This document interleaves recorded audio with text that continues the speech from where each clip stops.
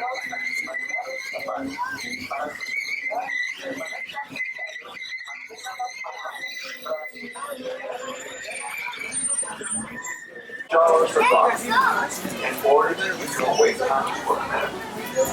this office is security, everyone. That's what you leave for welcome board. Come on in. My name is Maddie. I'll be y'all's safari guide through the Harambe Wildlife Preserve. For y'all's safety, please remain seated, keeping your hands, arms, feet, and legs inside the truck at all times. So that means please do not swap seats with anybody next to you. This is your final seat. If you have a child who's sitting in your lap, make sure they stay in your lap. Please don't lift them up in the air like baby Simba or have them swap laps. Do make sure to hold on tightly to all your personal belongings. It can be quite a bumpy ride out here on the reserve. If anything does happen to fall off the truck, please let me know. I'll call my warden. However, we can't stop in the middle of the ride for any lost items. Last but certainly not least, we are going to be entering the animals' homes. We are their guests, so please be respectful to all the animals we find. Please no whistling noises, kissing noises, kitty noises, calling out to the animals, yelling at the animals, things like that. We don't want to scare the animals in their own home. Alright everyone, we have just entered the first stop on our safari adventure. This is the Little Eatery Forest. Animals here in the forest are going to utilize their ability to camouflage into their background in order to best evade predators. So that means they will take advantage of the hilly terrain and the bushes to camouflage themselves even more. So on the right are okapis, on the left are bongos. I'll talk about the bongos first. They're nicknamed the ghosts of the forest because they're rarely seen. They can weigh 500 to nearly 900 pounds using their horns to help them get through thickets and brush in the forest. As for the okapis on the right, okapis are often confused and related to the zebra because of their zebra party pants. They're black and white stripes. However, they are actually closely related to the giraffe.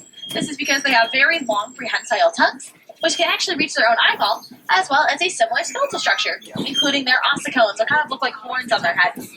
However, okapis are extremely shy and reclusive forest animals. They were not discovered until 1901 in the Democratic Republic of the Congo. Now, coming up on the left, in the watering hole, there is the saddle-billed stork. Now, the saddle-billed stork is named after the yellow saddle-shaped shield on their beak. Their wingspan can actually reach about 9 feet long. For reference, 9 feet is about as wide as our truck. They can also stand as tall as 5 feet tall, which is as tall as I am, and maybe some of y'all. And when the saddle-billed stork mates, they mate for life. They don't have any other partners.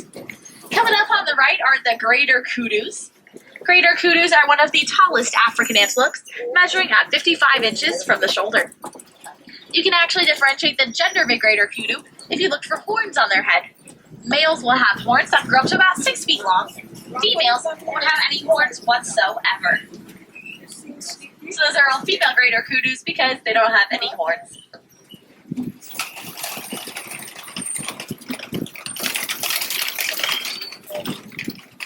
Alright everybody, we are trekking along and we're going to go to the next stop on our safari adventure, which is the Safi River. Animals here in the Safi River are of course really aquatic, so be sure to look towards the water. These animals are very good at hiding as well. They often will submerge really deep under the water, which can make them a little bit harder to see, but we'll do our best to find them.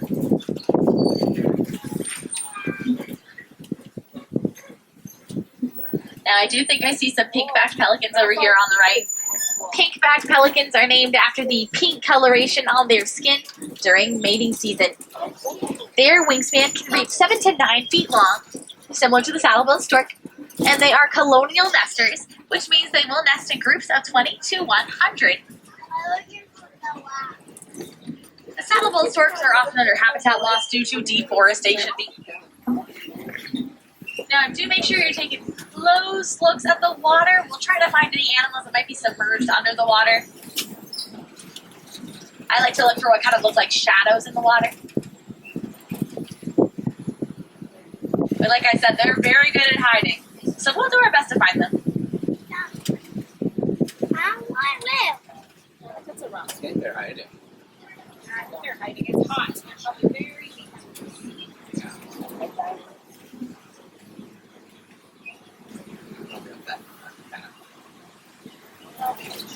Wait, I think I just saw them. Alright, a little bit hard to see, but there are some Nile hippopotamuses in the water on the left, as well as Nile crocodiles. Please remain fully seated, everybody. Please remain fully seated. crocodiles. So on the left are the Nile crocodiles. Nile crocodiles on average can measure up to about 16 feet long and they can weigh up to 500 pounds. They have incredible strength in their jaws. They're able to crush the bones of their prey with just one snap. Their main diet consists of fish. However, they will eat just about anything that comes into their path. Additionally, Nile crocodiles can eat one full meal and they don't have to eat again for a couple of months. As for the Nile hippopotamuses, they can weigh up to 5,500 pounds, and they will often be submerged underwater because they don't have any sweat glands, so they don't want to overheat in the hot African sun. And they can stay underwater for up to 8 minutes without taking a single breath. But we are heading on out of the Safari River. We're going to truck along into the savannah. The savannah is home to Africa's most famous animals, including African elephants, Hartmann's mountain zebras, lions, Maasai giraffes, wildebeest, and more. So we'll take a look around. We'll see what animals we can find. Additionally, animals in the savannah are going to rely on their speed and their agility to best evade predators. Quite different from the animals we saw in the Little Ituri forest, who use their ability to camouflage into their background to best evade predators. So, welcome to the savannah, everyone. Now, I'm sure y'all can tell the environment here in the savannah is very different from the Little Ituri forest, really hilly terrain, and the Safari River's large body of water. Here in the savannah, you're mostly going to find flatlands, and that's based upon the animals that live here. There are animals that will graze or mow the grass, animals that will bulldoze the trees, as well as the animals that will eat from the leaves of the trees. And I think I see a couple of them in the distance. We'll get a little bit closer to them, okay?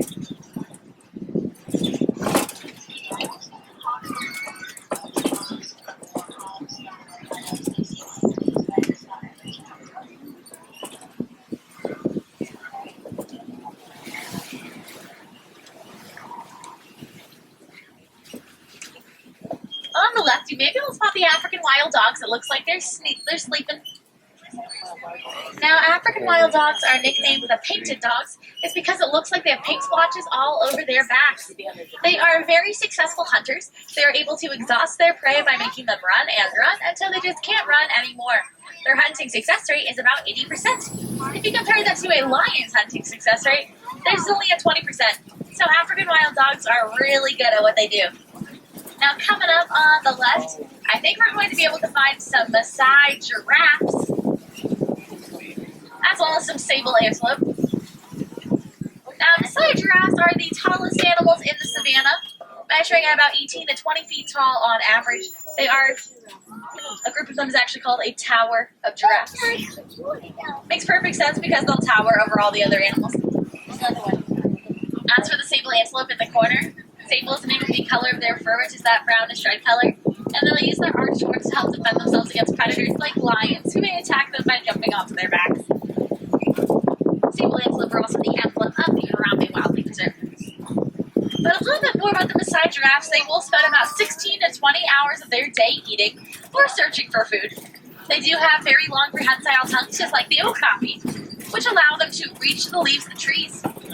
These tongues typically measure 17 to 20 inches long, which is the same distance of your fingertips to your elbow.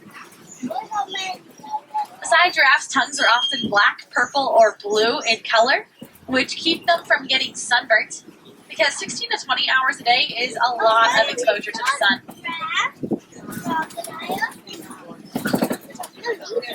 They really only spend about 30 minutes of their day sleeping, and they will actually sleep standing up.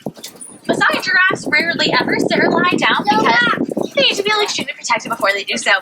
It can take them a while to get back up from a seated position, and this can make them feel vulnerable to predators. They'll even stand up while giving birth, and their calf is typically around 6 feet tall. I do also see a Hartmann's mountain zebra coming up on the right. Now, Hartmann's mountain zebras, you can actually tell what their true skin color is by looking at the color of their nose. So a zebra with a black nose is going to have black skin with white stripes, and vice versa if they have a white nose. Zebras also do not neigh or whinny because they are horses. They don't make horse sounds. They make snorting and chuffing sounds. These sounds, along with their body language, allow for them to communicate with other zebras. Now, it looks like there are some wildebeest on the right. We are going to get really close to a Maasai giraffe on the right as well. Oh. Look how great of a view this is. Oh, hello. Hello.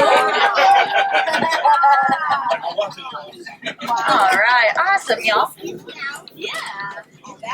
Now, as for the wildebeest, wildebeest is an Afrikaans word translating to wild beast. Up to 1.5 million wildebeest will actually migrate 500 to 1,000 miles each year due to strength in numbers. Also on the right are the Ankoli cattle with the really large horns. Now, their horns actually measure up to 3 to 4 feet long, weighing 10 to 15 pounds on average, and their horns act as a cooling system, which means blood vessels will circulate through their horns, allowing for them to get rid of any excess heat. Now, we are going to venture a little bit further into the savannah. It does look like there are a lot of fallen down tree branches over here on the left, so I wonder if we'll be able to find the animal that bulldozed those trees down. We'll take a look. What do you think has done that?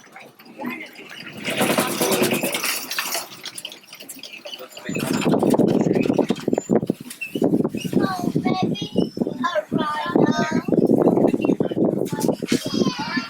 Pretty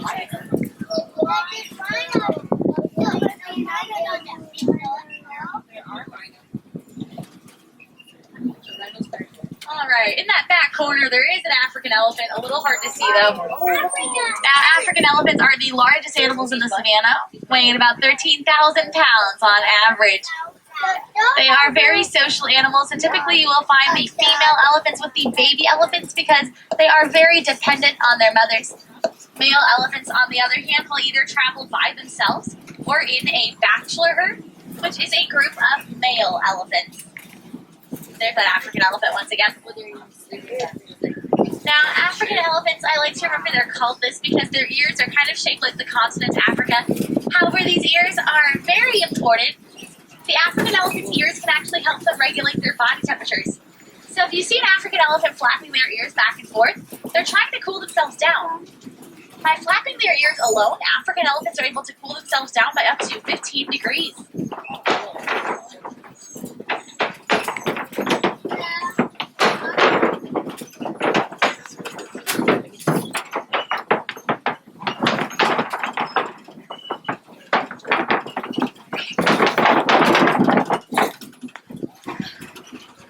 A very good sign of finding African elephants are actually going to be the red clay pits coming up on the right and the left. You may be wondering, how could these possibly be a good sign? Well, African elephants will actually eat red clay. There are a lot of really important minerals and nutrients in the red clay for the elephants to intake, quite similar to how us humans will take daily vitamins. So, we'll take a look around and see if we can find any more African elephants on our adventure. A group of African elephants is called a herd of elephants. However, a group of African elephants that are migrating is a parade of elephants. Now, African elephants also do have really sensitive skin. For example, bee stings are really painful for them. So, what they like to do is they will fling sand onto their back using their trunk. The sand will then combine with mud and dirt to make a natural sunblock. Speaking of trunks, the African elephant trunk has about 40,000 muscles in them. That's more muscles than we have in our entire body. Unfortunately, African elephants are really heavily poached. And this is because of their tusks. Their tusks are made of ivory, the same material you'd find in jewelry, as well as a grand piano. Outside of the poaching, African elephants do actually have a pretty long lifespan. There is an African elephant here on the Harambe Wildlife Reserve who celebrated their 37th birthday not too long ago. An African elephant's childhood will typically last 15 years before they become an adult and take on adult responsibilities. And an African elephant pregnancy can last up to 22 months. That's almost 2 years. Now, on the right and the left are also really, oh, you know what? If y'all look on the right, one of my personal favorite animals, the springbok. Really, really small antelope with white and brown fur. Do you see him? Now, the springbok, they get their name because when they're frightened, they will spring 6 feet up in the air, leaping 13 feet forward in the air. They're also capable of running at speeds of up to 50 miles per hour, which actually makes them among the top 10 fastest land animals. They can outrun the Maasai giraffe we saw earlier, who can run at speeds of up to 35 miles per hour.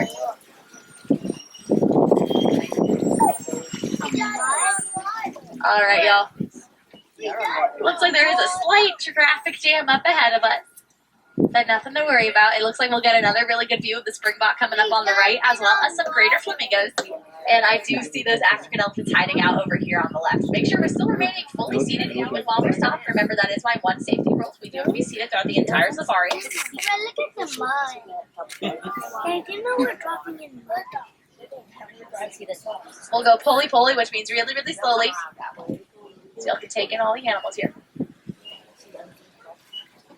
I don't know mud.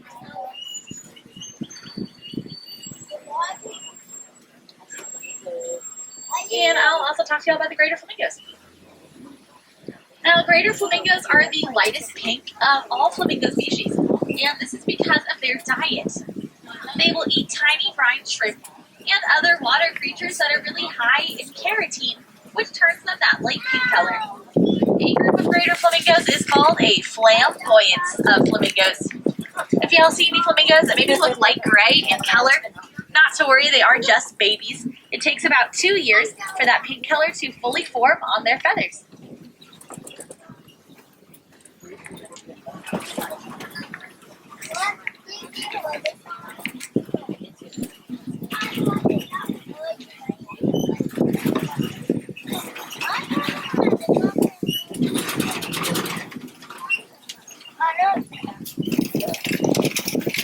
Alright everybody, now coming up on the left, although I don't notice any animals just yet, there is a very large mud pit. This is called the mud wallow. And mud wallows are often used by animals like white rhinoceroses. So hopefully we'll find some white rhinoceroses on our adventure.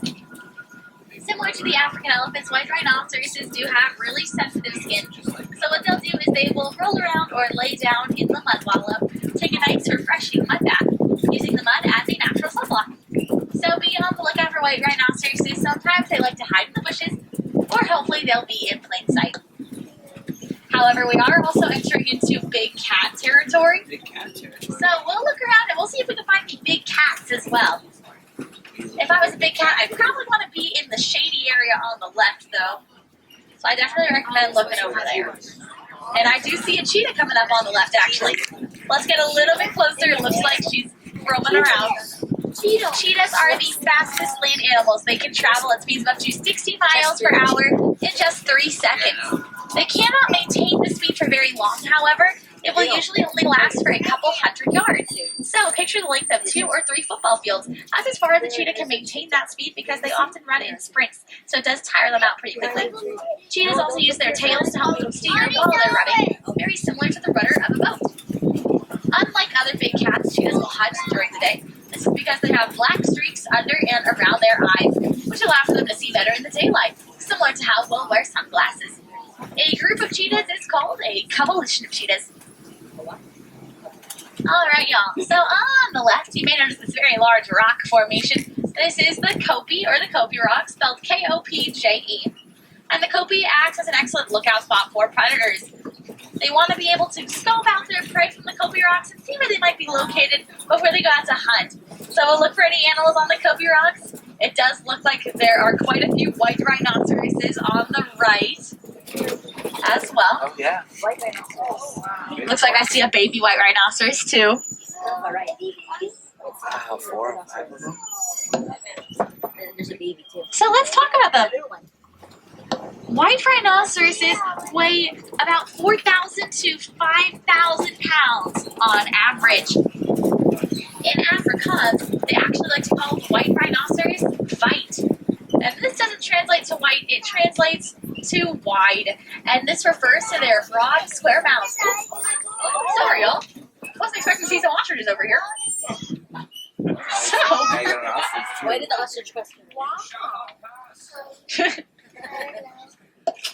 alright, just in case. Looks like there are quite a few ostriches up ahead of us. Now, ostriches are the world's largest and strongest birds, and they are very quick runners. They can run at speeds of up to 40 miles per hour. Now, although ostriches do have very large wings, they are flightless. They can't fly whatsoever, but they will use their wings to help them change direction while they're running.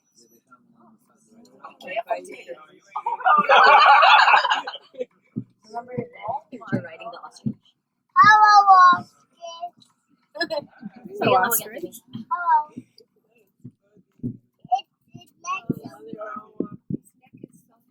Oh my goodness, what a great view of these ostriches, y'all. Now, I do apologize for them being in the road here. Looks like we won't be able to proceed until they leave the road, but there's definitely one on the right that's pretty close. Just make sure we keep those hands, arms, feet, and legs inside the truck at all times. We definitely don't want to try to pet the ostriches. Wow, what a great view of them.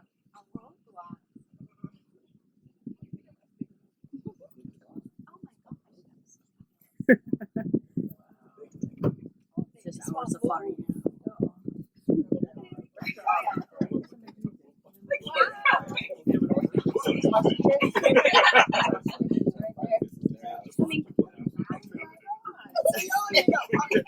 That's what we do, huh? An ostrich. Now, ostrich eggs, as a matter of fact, actually can weigh up to approximately 3 pounds. About the equivalent of 2 dozen chicken eggs. A human could actually stand on top of an ostrich egg and it wouldn't crack or break. They are just that strong. Pretty impressive when you think about it. Wow, looks like this one really is interested in our truck. No, unfortunately we can't. I've never seen all 3 of them congregated all at once right up here. How interesting. All right, I'm going to attempt to go a little bit further, see if we can make some distance here. We're going to go poly-poly, which means slowly, slowly behind the ostriches here.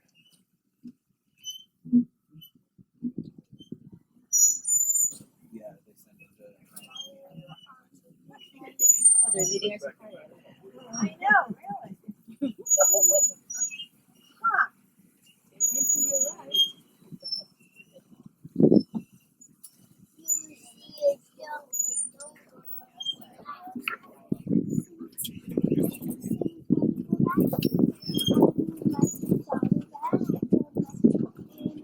All right. Oh, you know what? This one might come in front of me again. Actually, maybe not. All right. Well, I'm glad we got that extended view of the ostriches. And there are those white rhinoceroses on the right as well. Oh, my rhinoceros. I saw one. Wow, y'all. Well, I apologize for the inconvenience, but that was a fantastic view of those ostriches. I hope y'all enjoyed that little detour there. And it looks like those ostrich eggs are coming up on the right as well.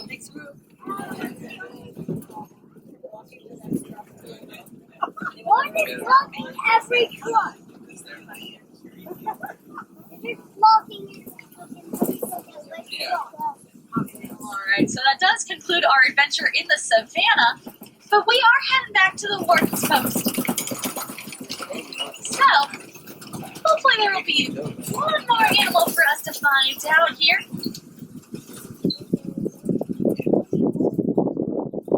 So we'll take a look around and see if we can find any Nigerian dwarf goats. Nigerian dwarf goats originate from North Africa. However, they have been domesticated and you can find them all over the world. They are more commonly known as milk goats. Although they are miniature, they are fully grown adults. They will engage in a lot of playful behavior. This includes chasing, climbing, and headbutting. This allows for the goats to mature quickly, as well as determine who will have most dominance in their group. Additionally, Nigerian dwarf goats have helped us to reduce and avoid poaching because of their milk. Nigerian dwarf goats can produce milk, and us humans, we are able to sell that milk for a price without harming the animal whatsoever, which is quite the opposite from poaching for an African elephant's tusks or a white rhinoceros's horns. That will harm the animal completely. Therefore, the Nigerian dwarf goat has helped us to build a healthier bond between humans and animals alike, and it's also introduced us to new dairy products like goat cheese. Now, unfortunately, that does bring our whole safari to a close. I hope that all of y'all had fun out there on the reserve. I hope you're able to find your absolute favorite animal, or you were able to learn something new from an animal that you've never heard of before. There are many ways that y'all can help out these animals, and one way is as easy as recycling, making sure you reduce, reuse, and recycle as much as you can. I like to recommend finding a reusable bag for all of your shopping to reduce the amount of plastic and paper bags in the world. I also recommend to y'all recycling your old electronic devices. There is a certain mineral in all of our electronics called coltan. We have to mine for coltan, however, mining for coltan has resulted in habitat loss on behalf of the African elephants. So next time you get a new phone, tablet, camera, or laptop, make sure you recycle the old one to help out those animals and make a difference. However, it is unfortunately time for us to say goodbye and go our separate ways. But here at the Harambe Wildlife Reserve, we really don't like to say goodbye. We find that it is just far too sad and far too final. So instead, I'm going to leave y'all with cooperating translates to go well. So I hope all of y'all go well. I hope all of y'all go wild, make a difference out there in this world, and enjoy the rest of your day here at Disney's Animal Kingdom. On the right, please watch your hands, arms, feet, and legs. The doors will be sliding open. Cooperating, everybody. It was a pleasure driving all of y'all around. Take care of Sonic.